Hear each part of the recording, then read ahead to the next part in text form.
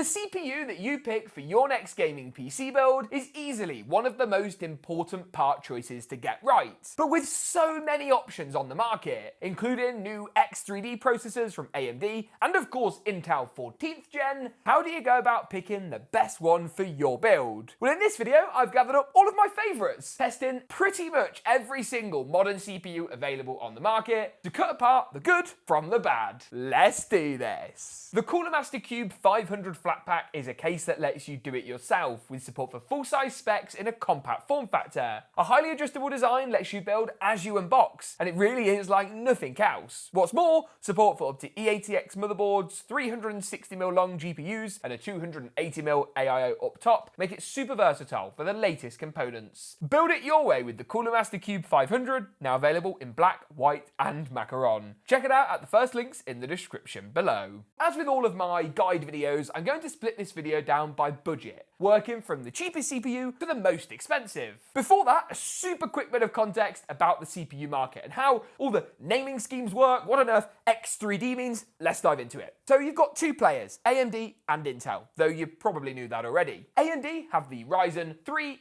5, 7, and 9 lineups, while Intel have the Core i3, Core i5, Core i7, and Core i9. You've got basically two tiers that roughly correlate to one another. A Ryzen 5 chip is roughly equivalent to an i5, and so on and so forth. Every year or so, AMD and Intel release their latest generation of processors. Recently, Intel brought out their 14th generation, which is obviously the successor to their 13th gen, before that the 12th gen, etc., while AMD are currently on the Ryzen 7000 lineup. Handily, they skip 6000 for desktop CPUs, meaning Ryzen 5000 is the predecessor to the currently available Ryzen 7000. You might see a few numbers and letters on the end of CPUs. On the Intel side, the letter K means the chip is overclockable and unlocked, and the letter F means that the CPU hasn't got included graphics. Something that if you're building a gaming PC, you don't need anyway, so it's a great way to save a bit of cash. If you've got a K and an F, it's overclockable and has no graphics. Nice and simple. On the AMD side, you may see an X at the end of the processor name. X basically implies an improved clock speed over an equivalent non-X model, while 3D refers to the cache of the CPU. AMD's X3D version of their chips have a load more cache. This is something which helps alleviate the biggest bottleneck really in modern CPUs, and is part of the reason their X3D lineup of processors have been just so popular. Both AMD's Ryzen 7000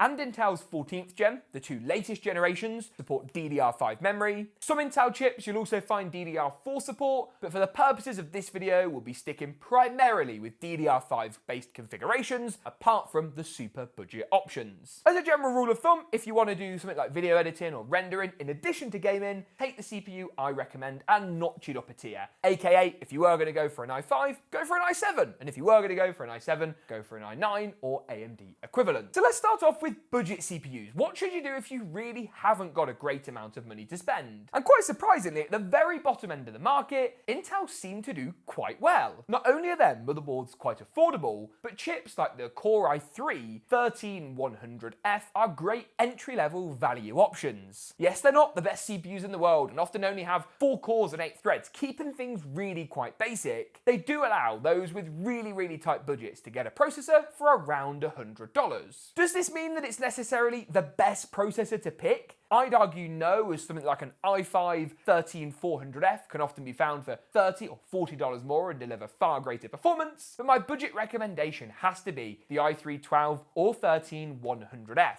Remember, the F designation means no graphics, which saves you money in a gaming build, as the GPU is going to handle that part of the equation. And while these chips aren't the best performing CPUs in the world, they're certainly a great value choice. AMD haven't released any Ryzen 3 CPUs in literally years, meaning that on the budget end of the market, Intel really do have it quite sewn up. If you've got a bit more money to spend, sub $200, AMD do start to present themselves with far more options though. And as we work through the budgets, you'll see Intel gets progressively less and less competitive. The AMD Ryzen 5 5600 and 5600X are two of my favourite picks for those looking to keep a lid on their CPU expenditure and opt for a great unit under $200. Now, the only caveat with these is that they are DDR4 based CPUs. Now, a good DDR4 memory kit is still going to serve you well now and into the future. It just means if you upgrade your build later on and want to pop a new CPU in, you're going to need new memory and a new motherboard to go along along with it. But the Ryzen 5 5600 and 5600X, the latter has a nice clock speed increase, which I do think is worth the extra spend, are very, very affordable ways of building a gaming PC. And paired up with a fairly budget B550 motherboard, you can check out my favourite picks at the affiliate links in the description below, and you really are off to the races. You might find as well at that budget end that the DDR4 RAM does you a favour when it comes to cost, as it is still significantly cheaper than DDR5.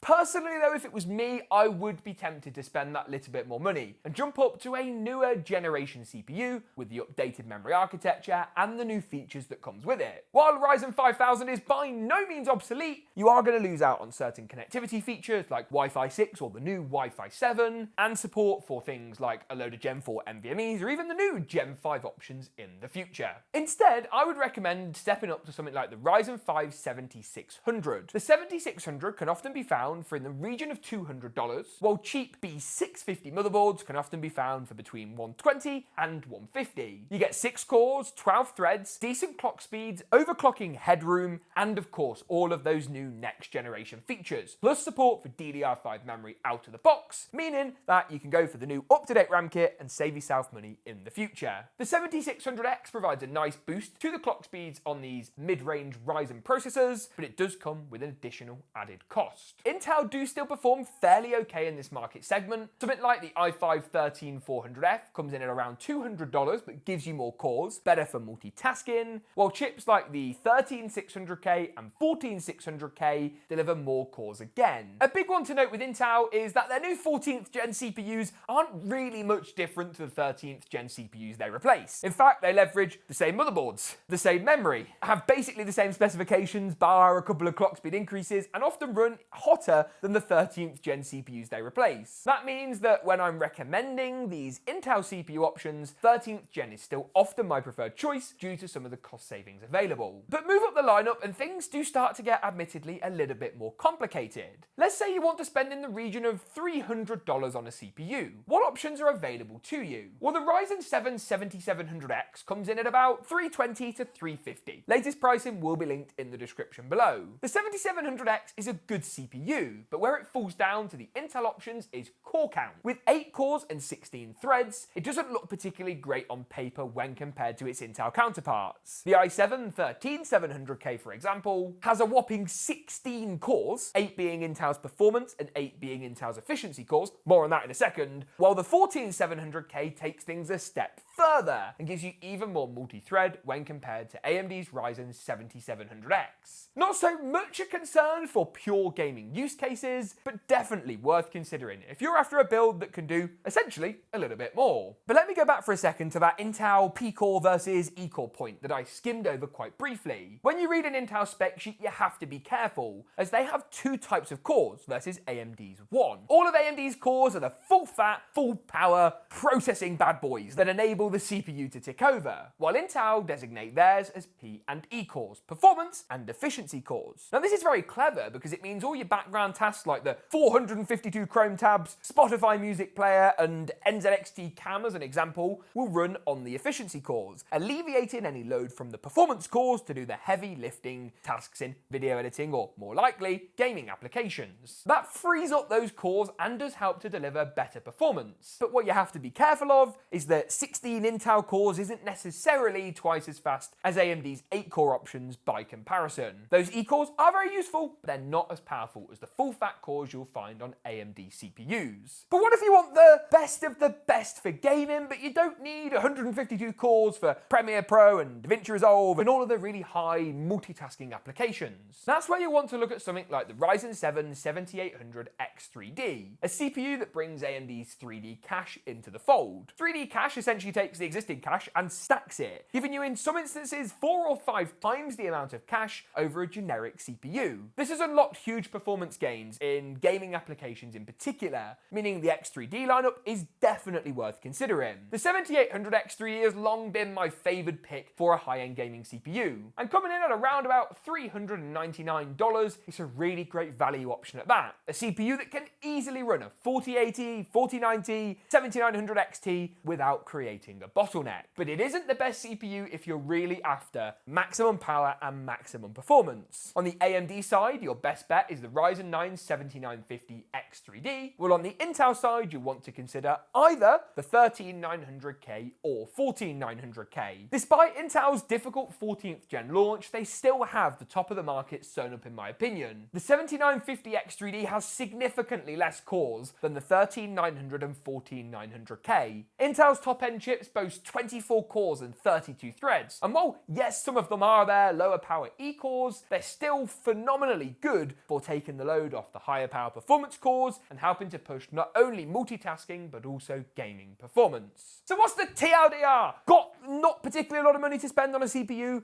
Look at the 13 on the floor 100F or the 12100F, but approach with a little bit of caution, as they're by no means the best overall budget CPUs. Spending a little bit more, consider the Ryzen 5 5600X for a last generation option, or the 7600 for a next gen DDR5 more future-proofed CPU. But I hate using the word future-proofed. A CPU that's at least based on a more up-to-date platform. Got more money to spend? Look towards Intel, as the higher core counts in the current 14th and last 13th generation are going to do you better than some of AMD's higher end options. Want a CPU that's amazing for just pure gaming on even the top end cards? 7800 X3D. Looking for the best of the best? 13900K or 14900K. For huge dominant core counts that still frankly wipe the floor with AMD's options at this price point. What do you guys think? What CPUs are you eyeing up for your next build? Let me know in the comments section down below. And as I say, everything mentioned today will be at links in the description too. Thanks for watching, and as always, we'll see you in the next one.